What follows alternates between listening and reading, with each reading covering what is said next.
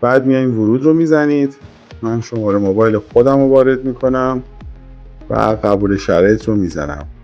اینجا داره قید میکنه که شما فقط با یه شماره و با یه اپلیکیشن میتونید کار کنید. همزمان دو تا اپلیکیشن نمیتونید داشته باشید. به محض اینکه شما موبایل خودتون رو وارد بکنید، یه رمز از شما میخواد که اون رمز رو براتون SMS میفرسته. صفحه اصلی ایوا که باز بشه، یه سری توضیحات در خصوص کیف پول به شما میده. مدیریت حقوق قروضتون رو میتونید انجام بدین که ما الان به این موضوع کار نداریم.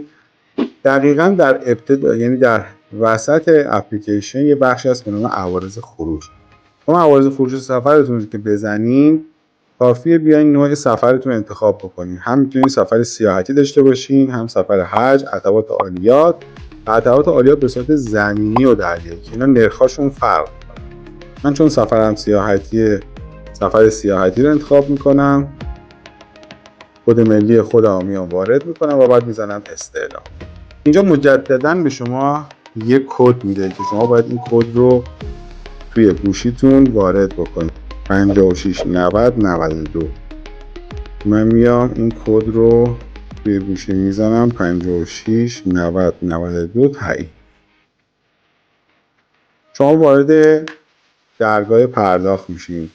کافیه شما شماره کارتتون رو توی این قسمت وارد بکنین. بعد بیاین CCV توش رو بزنین. بعد بیاین ماه، بعد بیاین سال و درخواست رمز بکنین. بله، خب الان رمز برای من اومد.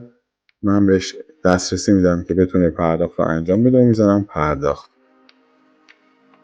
ببینید الان عوارض خروج من پرداخت شد. نوشته که مبلغش چقدره، نوع سفرم چیه، کد ملی رو دقیقا اینجا درج کرده، تاریخ پرداخت رو نوشته، شماره مرجع، شماره پیگیری، شماره کارت و نام بانک. دقت بکنید که اینجا حتما، یعنی همون نکته ای رو که من گفتم در ابتدای ویدیو بهتون توضیح میدم، دقیقا همینجاست. حتما از این صفحه یه اسکرین بگیرید که من الان یه اسکرین میگیرم.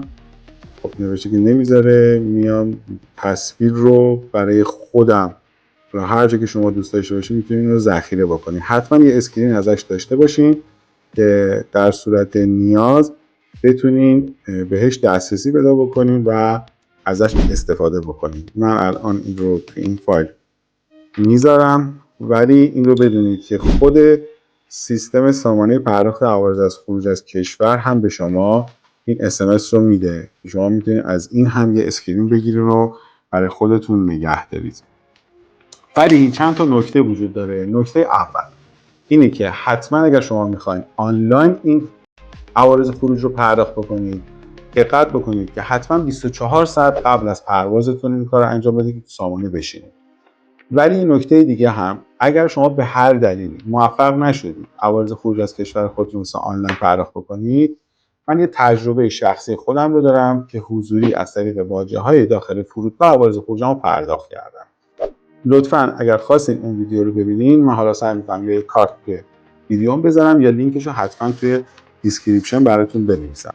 اگر این ویدیو برات مفید بوده، بدون که ما وقت زیادی برای ادیت و تدوین این ویدیو گذاشتیم. فقط با یه لایک ساده میتونی باعث بشی که این ویدیو بهتر دیده بشه و نفر بعدی راهش رو سریعتر پیدا بکنه. اگر میخوای بدونی دقیقاً بعد از اینکه به مقصدت میرسی، خدای نکرده به هر دلیلی رسیدی و چمدونت نبود، باید چی کار بکنی، من یه ویدیو خیلی خوبی گذاشتم که در انتهای این ویدیو لینکش میاد و میتونی ببینی. و اگر دوست داری تجربه واقعی سفرهای من، چه به امریکا، چه به کانادا، چه به قطب شمال رو ببینی، پلیلیستاش توی کانال هست و میتونی از اون طریق ویدیوهای کانال رو دنبال بکنی. و اگر این ویدیو برات مفید بوده و میخوای ویدیوهای آموزشی سفر و ولاگ‌های تجربه محور رو ببینی، از کانال رو دنبال